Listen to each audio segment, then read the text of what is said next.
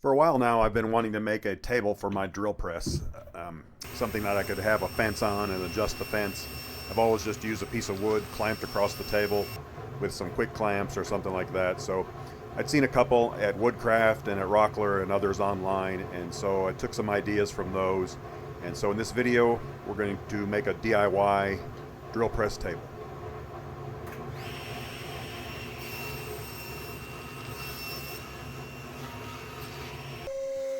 I use my CNC to cut out a opening in the top layer of this table, but you absolutely don't need a CNC. This could be done with a jigsaw, and you could very easily make this without a CNC. I'll put links in the description for all the products that are used to make this table, and also some of the tools that I used.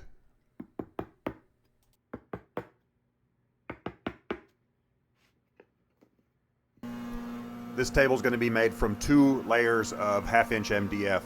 And the top layer has this opening cut into it, and that will accept a replaceable blank. And basically you can put that blank in there, use the drill press, and when that gets really chewed up, you can just cut you another 4.5-inch by 4.5-inch square and fit it in there and keep going.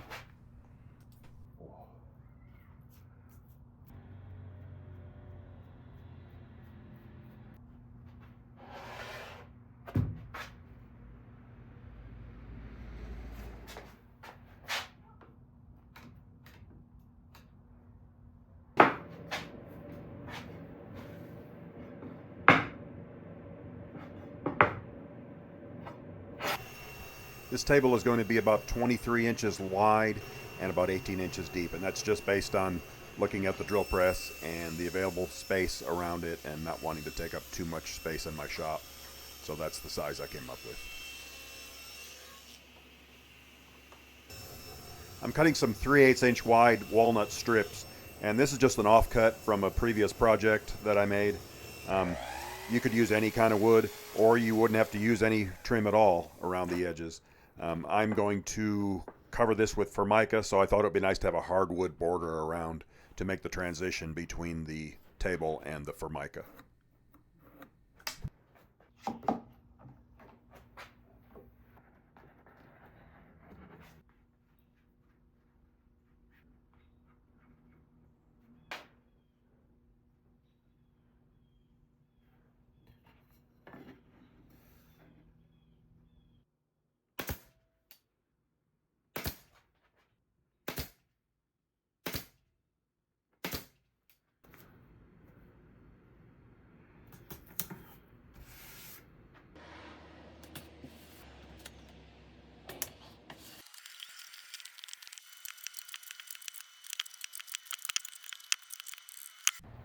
So this is the point where I realized I had forgotten about this handle.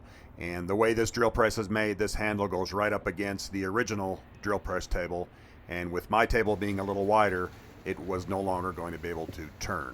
So I had to adjust the rear right corner of my table a little bit to allow this handle to pass through.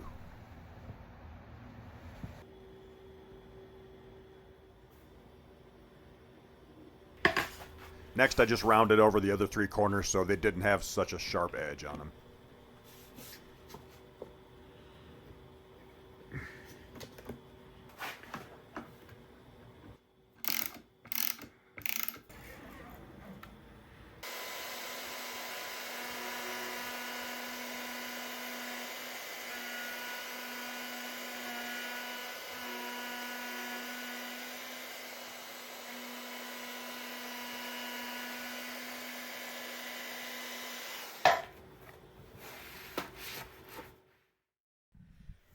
I'm going to hold this table onto my drill press with 4 bolts, and they're going to pass through the top of the table, and then there'll be some straps that go underneath. So here I'm marking where those holes can be drilled and then putting those 4 bolts through the table.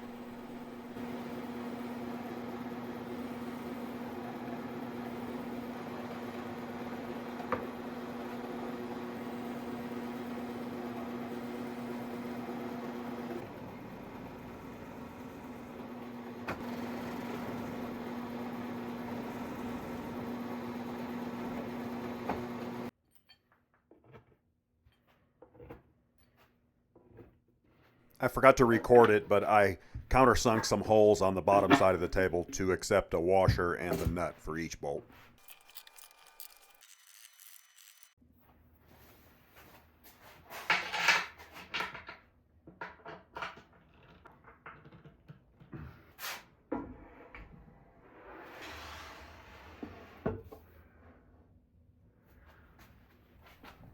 The next step is to cut some dados into the table that can accept some T-tracks.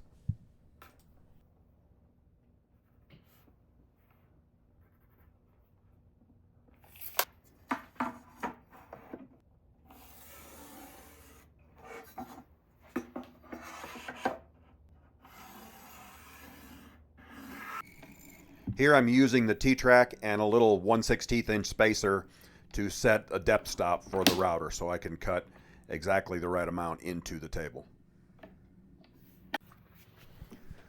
This router, and probably most routers, have a little index mark that's perfectly lined up with the center. So by placing that on the line, I can then move a straight edge up against the side of the router base and clamp that down, and that will give me the proper positioning to run this dado across the table. You can see in this video the router rotated just a little bit, so the index mark moved, but it didn't actually move left or right, so it was still lined up.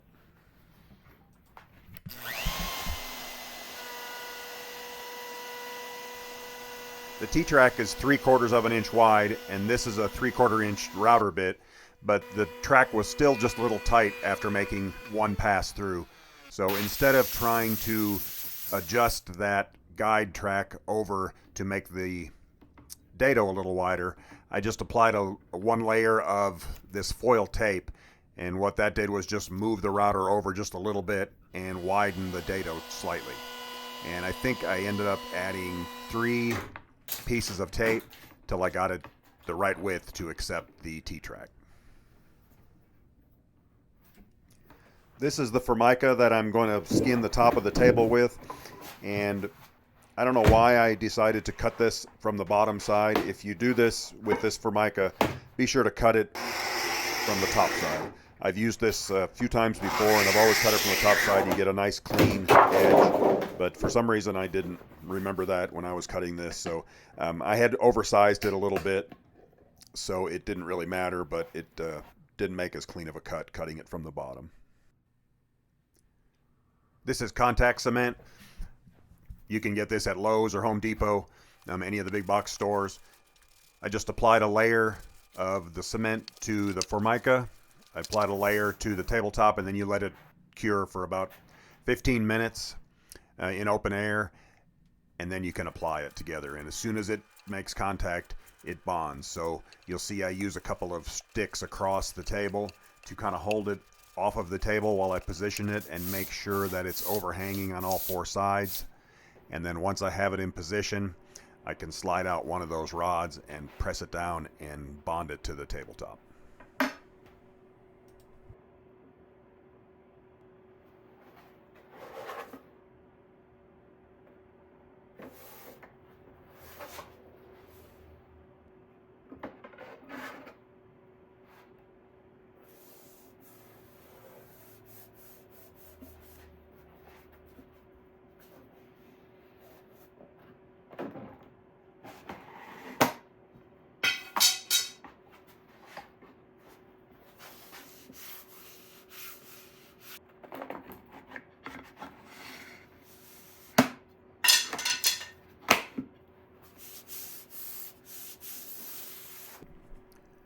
The instructions on the contact cement call for 75 pounds of pressure to be placed on it after it's applied.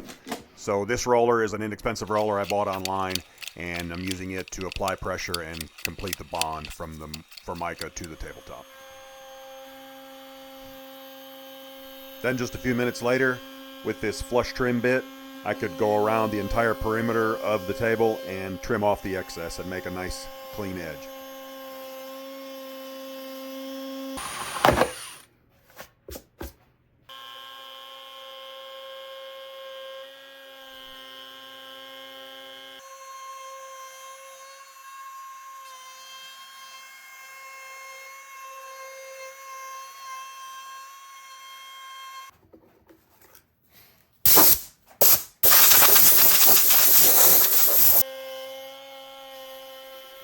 I used the same flush trim bit to remove the Formica where the dados are, and then I followed that with a 45-degree chamfer bit around the perimeter of the table. And this gives it a little bit of a reveal and also reduces the possibility of catching something on that Formica. It kind of moves the edge of the Formica in just a little bit and gives a nice transition, so it's less likely to catch on something.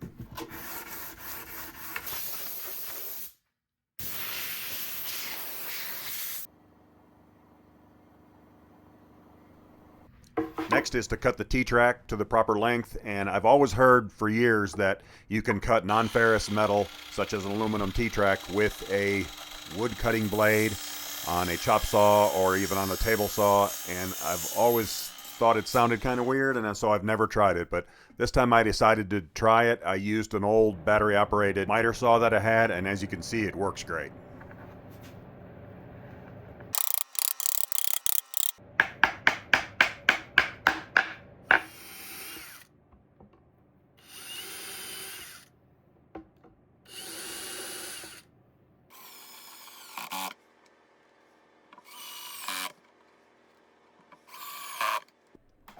Here I'm cutting a couple of straps from some steel bar, and these will be used to pass underneath the drill press table and clamp it to the drill press.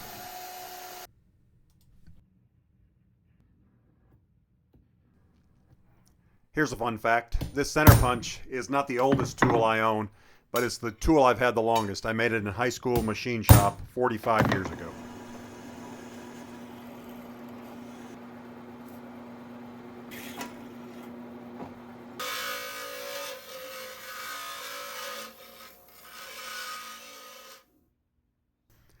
I just applied a little finish to the walnut border, and then it was ready to install.